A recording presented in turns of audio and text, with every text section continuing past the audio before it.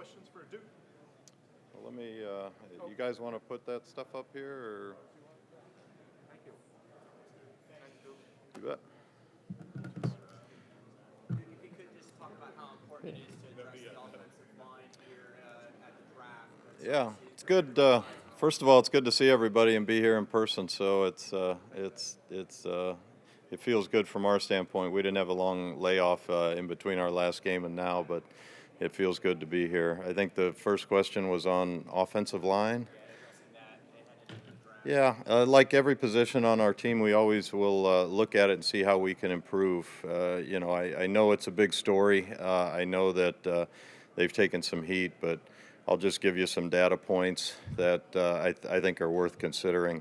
We had 2 receivers go over 1,000 and a third get close. We had a running back go over 1,000 yards. Our quarterback was first or second in the league in passing rating.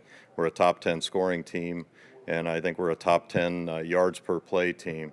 And so the 5 guys up front, that's all on them too. And so there's a lot more to it than just the sack numbers.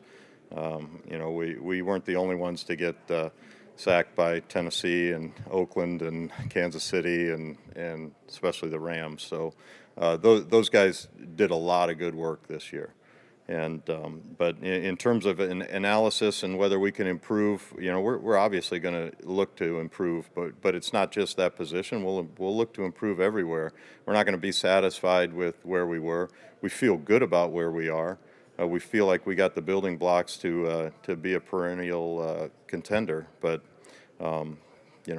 with that position, it'll be like every other position. We'll see what's available to us. To follow that up, if you could just talk about the difference in organizational philosophy from drafting early to drafting late now in the first round, how that Right. changes for you guys. Yeah, there's less players available to you for sure, and the questions on drafting early versus drafting late.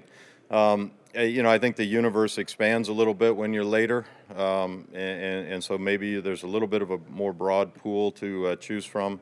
The guys who are available late, as opposed to the small universe of guys that are really worth the very top of the draft.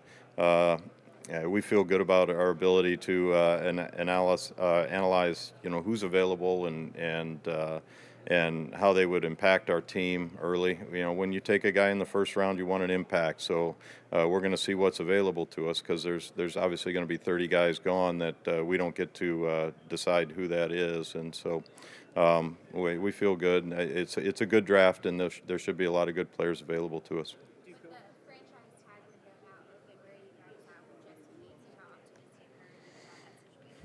The questions on Jesse Bates and the franchise tag window, and that I'm not going to break any news today on that. That's something that we'll decide here in the next few days. As far as Jesse Bates, he's an important part of our team. We drafted him. He's a guy that developed, that has played well, that has a real role on our team in a lot of different areas, particularly leadership and playmaking skill, and so he's a guy we want going forward. We want him to be a part of our group, and so we'll see what we can do to get that done. Edge rushers are always valuable, but as more and more teams kind of follow your blueprint and blitzing less, does that increase their premium a little bit on the market? Yeah, the questions on edge rushers and whether blitzing less it increases their value. Yeah, if you can. More guys in coverage is better, and if you can pressure the quarterback, and we faced teams that could pressure with 4 our entire playoff run, and it does complicate things. And so if you can get to the quarterback with 4 guys, that is a premium. And obviously, edge rushers they're paid high for a reason, and those guys are some of the best athletes in the world. They're big and fast and explosive and flexible. And a lot of offensive lines have trouble with them because they're really rare. Does it make you thankful that you got Trey when you did, and maybe kind of beat a lot of the other teams to the punch there? Yeah, on Trey Hendrickson, I mean, yeah, we feel great that he's a Cincinnati Bengal. We feel great that he wanted to be a Cincinnati Bengal, that he picked us out as a destination for him, and we hope other guys are looking at us feeling the same way. But what he added was immeasurable. It was a great season for him, and he was a key to what we did. So yeah, whether we beat anybody to the punch on that or not, I don't know, but yeah, it was a match made in heaven after he got here. Do you feel like y'all becoming maybe more of a destination spot for free agency?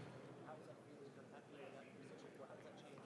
Like, how do you Yeah, so the question's on whether we're becoming a destination spot. I've always thought Cincinnati's a destination spot, so I don't know about you guys, but it's nice that people respect you and believe in what you're doing, and whether the money works out, that's the big thing in the NFL.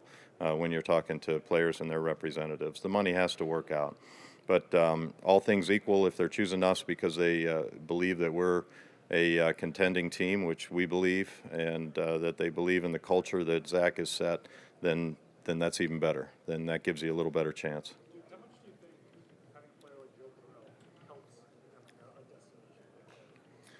Yeah, the question's on Joe Burrow and how he helps become a destination. I mean, I want to stay there. I mean, I think the people that cover him, you guys that cover him, you don't want to trade him out to cover somebody else. And he's the real deal. And our job, like I said when we drafted him, is to support him in the best way you can. This league is about quarterbacks, and when you have one, you got to support him the best way you can. And we think we've done a good job of putting pieces around him, and we're going to continue to try to do that. But we've got to stay focused on the defense and the other areas of the team as well. So, but yeah, having Joe, I think players really respect Joe. Obviously, a roster. How much do you take into account the teams in your division and try to kind of build to beat those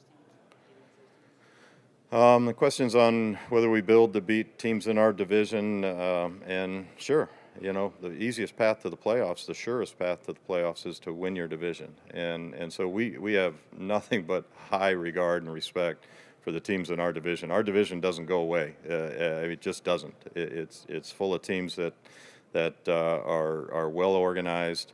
And they're well coached and they have good players, and so yeah, it's hard.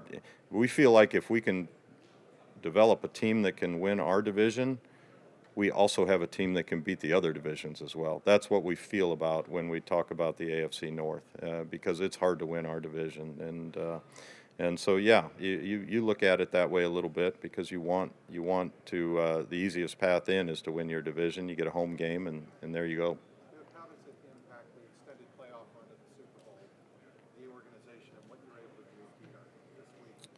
Yeah, the question's on the long season all the way to the Super Bowl, and then the timeliness of the combine and free agency, and yeah, it's squished together. But we've got scouts that haven't missed a beat, and so they're ready for this event. They're ready for free agency, and so. We'll get our coaches up to speed as to where we are, and this will be kind of the kickoff point for them. But we feel really good that we're in a position to just hit the ground running and just like every other year be ready when opportunities come up. On tackles, you mentioned that, but what do you think the value is right now? Maybe trading for one, and just the thought process of that.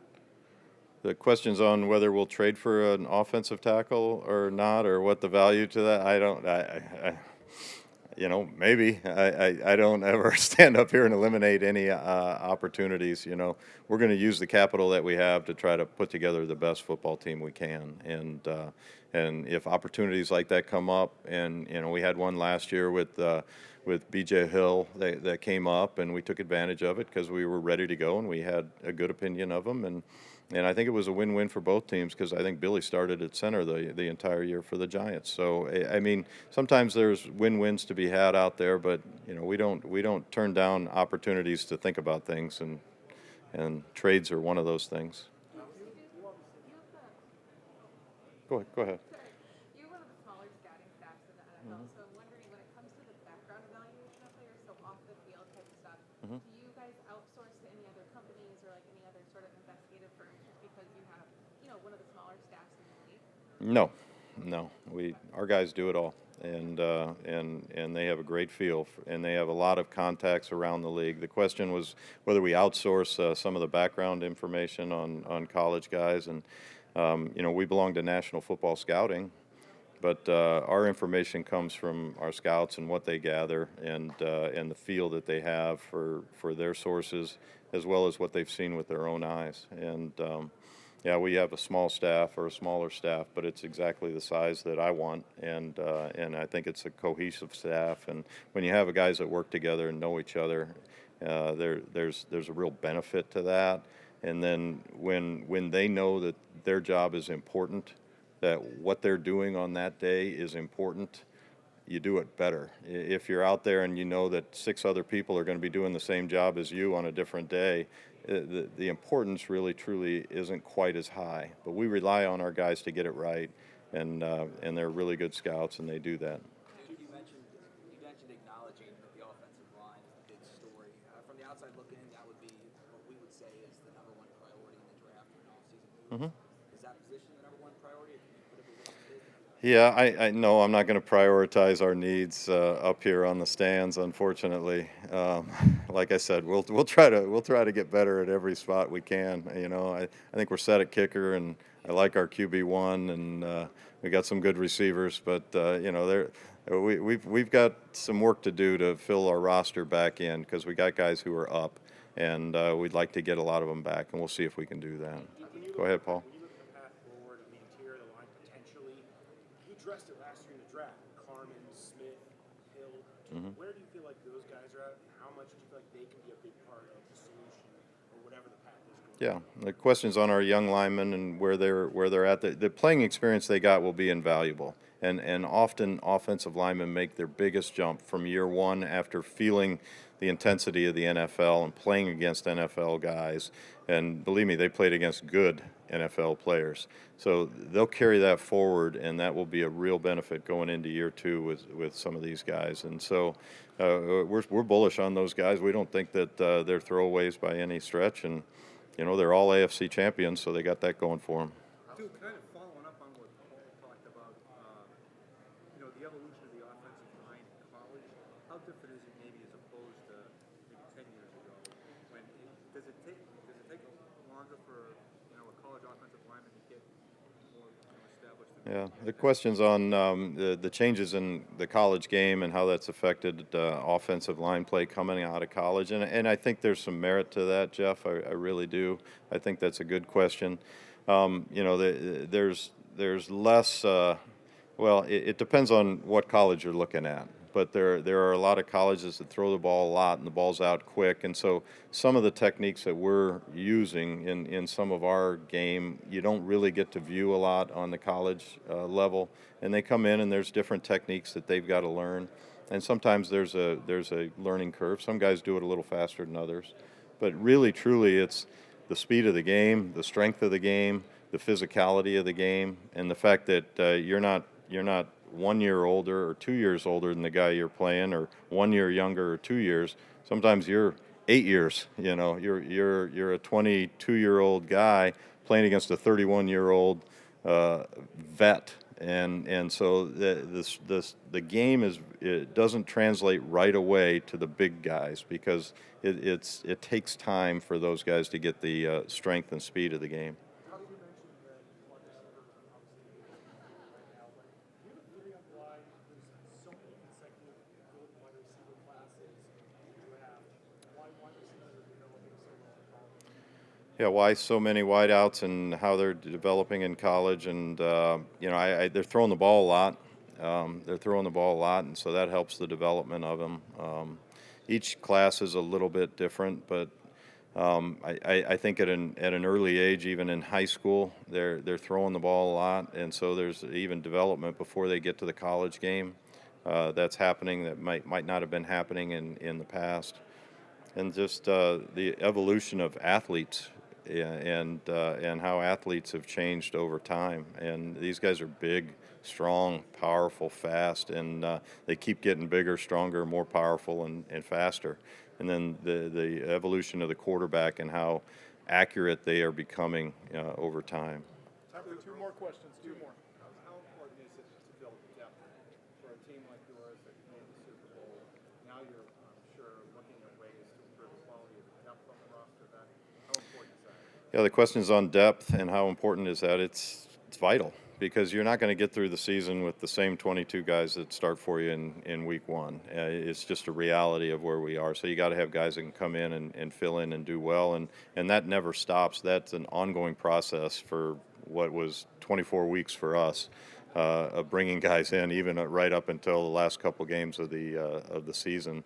But it's vital to have guys that can come in and you try to build your depth through the draft.